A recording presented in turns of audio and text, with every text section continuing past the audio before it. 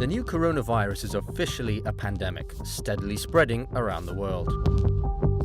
COVID-19 infections have now been confirmed in more than 100 countries and regions. In places like Italy and Iran, infection rates have been rising dramatically every day. But as the pandemic widens, China seems to be getting its own outbreak under control. New infections have dropped significantly, and for days, China has reported 0 new cases outside Hubei province, the epicenter of the outbreak. There have only been a handful of imported cases that officials say were people infected outside the country's borders. So how did China succeed in containing the virus?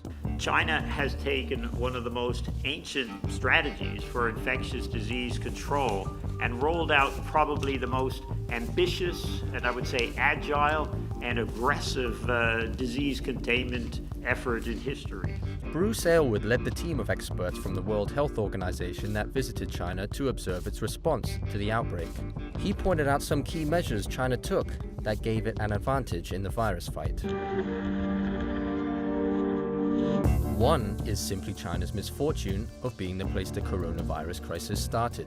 That has become an advantage since it now has the most knowledge and experience in dealing with COVID-19. The first infections were reported in December 2019 in Wuhan, the capital of the central province of Hubei.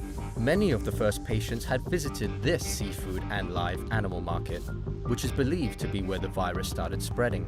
Local authorities have been criticized by Chinese citizens and the central government for not acting quickly enough, and even punishing doctors who first tried to sound the alarm.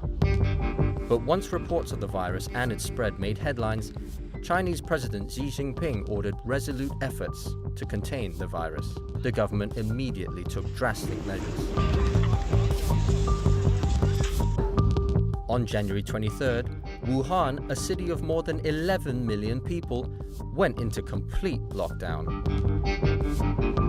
All public transportation stopped. Only cars with special permits were allowed on the streets. People have been blocked from entering or leaving the city by air, rail, or road. Those in the city have been ordered to stay at home. Limiting human interaction has reduced the risk of transmitting the virus, which spreads through moisture droplets, most often expelled when people cough or sneeze. Eventually, 15 other cities in Hubei imposed similar measures, locking down and restricting the movements of more than 60 million people. Fighting the virus became a national priority. China reallocated a huge chunk of its healthcare system to respond to the coronavirus outbreak. More than 20,000 medical workers from across the country flew into Wuhan and other parts of Hubei province to help treat patients. The government built new facilities specifically for patients with COVID-19. The move addressed the shortage of beds in existing hospitals and kept coronavirus patients isolated. China also took steps to ensure that patients with other illnesses would still get the medicine they needed while under lockdown. Authorities increased prescriptions to 3 months instead of the usual 1-month course. They also allowed prescriptions to be processed online and through the WeChat app, rather than in person. Healthcare providers also set up a system to deliver medication to people. China also made testing and treatment of COVID-19 free of charge. Though many hospitals were flooded with people reporting symptoms such as fever and difficulty breathing, the government covered the cost of testing, even if the results were negative. In the United States, there have been reports of people being tested for the virus, but when they got negative results, they ended up with bills for thousands of dollars. The single biggest lesson is speed. Speed is everything. All of China's efforts to contain the coronavirus happened at rapid speed. From the lockdown in Wuhan going into effect just hours after it was announced, to the temporary hospitals for COVID-19 patients being built from the ground up in a matter of days. It also acted quickly to alert the public about symptoms of an infection, so people knew when they should see a doctor. China set up a network of fever hospitals where people could go to be tested, and was quick to isolate confirmed cases and track their close contacts to find the origins of infection clusters.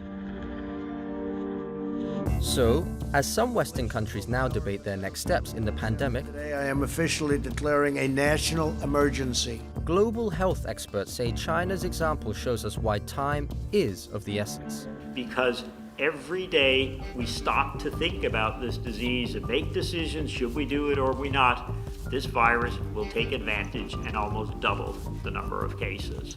You have to move fast. There's no doubt China's measures have taken a toll on its economy and its people. Factories have been shut for weeks. Restaurants have been closed. Shopping malls are practically empty. And it will still be some time before it's business as usual. But the latest data indicates that China is close to containing its coronavirus outbreak. Chinese state media calls Wuhan a decisive place in the country's battle against COVID-19. However, Aylward says when the lockdown is eventually lifted and life starts to return to normal, China will still need to tread with caution. The Chinese forced the tail of this outbreak down. It could come back up again as people start to move again. The shops start to open, the restaurants open, schools open. It's a risk, and that risk is being managed very carefully.